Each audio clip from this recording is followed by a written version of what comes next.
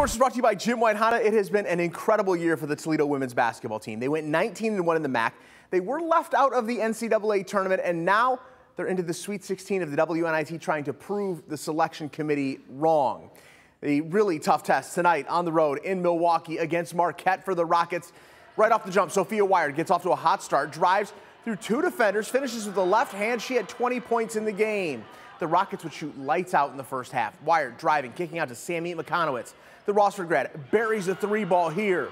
But that was just the beginning of the three-point shooting for the Rockets. Wired driving and kicking to a Quenisha Lockett. She was outstanding all night long. And stop me if you've heard this. Wired driving and kicking to Nan Garcia for three. They shot 58% from deep in the first half. They're up 3 at the break. Go to the second half, and Lockett would just throw the team on her back. She drives and scores it again here. She had a career-high 37 points. And then Q would put the nail in the coffin.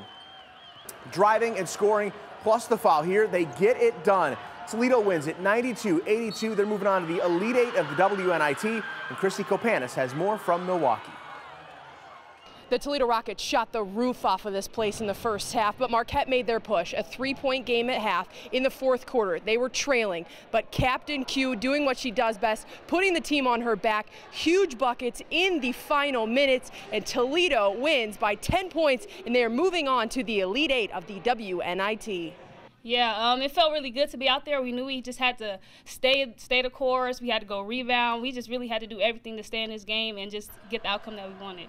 It was all a big rush. Like, it was so loud out there, I barely could hear Soph calling the plays, and we were like right next to each other. But I just had to try to look at her and just go off of what everybody else was doing. It was a good atmosphere to be in playing in too. And I was glad that our fans had came. So yeah.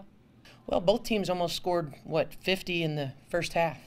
I mean, both teams were hitting, and so it was a shootout. I think what was great about the fourth quarter for us was that I thought we hustled and talked a little bit more on defense and had more contested shots. They still had decent looks, but they were at least contested, where I thought in some of the other quarters there were some times we did not talk and we left them open for wide open shots. Guess who's still playing?